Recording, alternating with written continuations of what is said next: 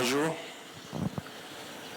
Nous sommes donc au dernier mois du premier semestre de l'année 2025.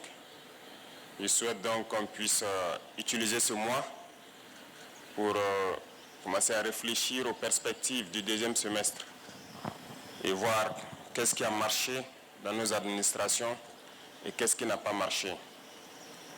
Et comme vous le constatez, ce matin donc, nous venons donc de monter les couleurs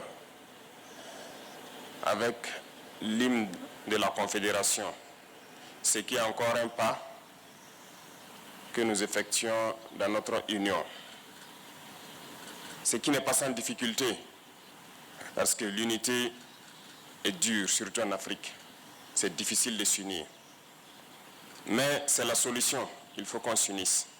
Petit à petit, l'AES poursuit son bonhomme de chemin, malgré toutes les difficultés, tous les défis devant nous. Si j'étais naïf, j'allais me poser la question, mais pourquoi les impérialistes ne veulent pas de cette union? Mais je ne suis pas naïf, je sais pourquoi. Et c'est la même question que ceux-là qui ont tendance encore à dormir doivent se poser. Pourquoi ils ne veulent pas qu'on s'unisse? Pourquoi la Confédération fait tant peur ou fait mal à certains? Parce que nous sommes approchés tous les jours par ces impérialistes-là pour amener un des trois à trahir l'autre. Nous sommes confrontés à ça depuis belle lurette. Chaque fois, ce sont ces genres de manœuvres qui sont là pour vous amener à quitter la Confédération. Et ça doit nous amener à réfléchir. Et quand on regarde nos rapports, il n'y a pas d'amitié en fait. Le monde, il n'y a que des intérêts. Les gens ne viennent vers nous que pour leurs intérêts. Il faut qu'on soit bien conscient de cela. On va nous combattre, on continuera à nous combattre, mais nous sortirons victorieux et forts. Ces situations que nous vivons, nous ne devons pas les prendre et nous apitoyer sur nous-mêmes. Au contraire, ça doit nous renforcer. On doit sortir très fort de cette guerre, comprendre le pourquoi on nous a tant assaillis, se forger et faire en sorte que dans le siècle à venir, nous ne connaissons pas ce genre de situation. C'est ce qu'il faut avoir à l'idée. Donc j'invite tout un chacun à redoubler d'efforts parce que le Burkinabé est connu comme quelqu'un de très courageux, très travailleur, très résilient. Et ces valeurs-là, nous devons travailler donc à les améliorer. Partout où vous partez en Afrique ou dans le monde ailleurs, vous trouverez des Burkinabés. Et ce sont ces valeurs-là qui qualifient, qui identifient le Burkinabé. Donc nous devons tout mettre en œuvre pour être des hommes intègres, comme le nom du pays le dit, être des gens courageux, résilients, pleins d'abnégation et redoubler d'efforts dans tout ce que nous faisons pour le bonheur du Burkina, mais pour le bonheur aussi de notre confédération. Ça, c'est très important. Et une fois que nous avons atteint un certain niveau, vous comprendrez encore mieux pourquoi on nous combattait. Parce que notre pays est riche.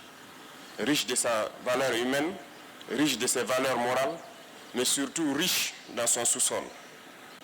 Et ce sont ces richesses-là qui sont convoitées. Mais ces richesses doivent profiter aux Burkinabés.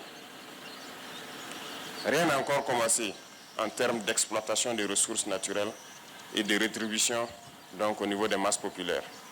Nous pouvons changer le visage de notre pays, nous pouvons quitter cette situation de sous-développement et nous retrouver très vite un pays émergent. Il suffit de travailler. Il faut que chacun s'y mette. Autant les combattants se sacrifient au front, il faut que dans l'administration, nous arrivions à nous sacrifier aussi. Il faut que nous puissions faire en sorte de travailler au-delà de ce que nous avons l'habitude de faire, de pousser nos capacités plus loin, parce que, comme je le disais, il faut qu'on aille très vite. Et c'est en allant vite qu'on peut surprendre ceux-là qui cherchent à nous diviser, ceux-là qui cherchent à nous maintenir dans notre situation de pauvreté. Le Burkina n'est pas pauvre. Je vous le dis, je vous le répète, on est très riche. Et c'est ça notre problème majeur. C'est pour cette richesse qu'ils ne veulent pas qu'on puisse d'abord connaître qu'on est riche et pouvoir exploiter nos richesses. Et au-delà du Burkina, le Sahel tout entier est riche, immensement riche. Et je sais que vous le savez tous. Le Sahel ne restera pas pauvre.